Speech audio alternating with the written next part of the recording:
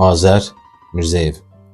Azər Əlibalaoğlu Mirzəyev 1952-ci il may ayının 12-sində Zərdab rayonunda müəllim ailəsində doğulub. Atasının işi ilə əlaqədar olaraq sonradan ailəsi ilə Sabirabad rayonuna köçüb. Orta məktəbi burada bitirib və 1968-ci ildə SSR Xalq artisti Adil İskəndərovun rəhbərliyi altında Azərbaycan filminin nəzdində yerləşən kino aktyorluğu studiyasına qəbul olunub. 1970-ci ildə buranı bitirəndən sonra sənədlərini İncəsənət İnstitutunun Dram və Kino Aktyorluğu fakültəsinə verib, qəbul olunub. İncəsənət İnstitutunda Respublikanın xalq artisti Professor Rıza Təhmasib və Fikrət Sultanov kimi sənətkarlardan aktyorluq sənətinin sirlərini öyrənib.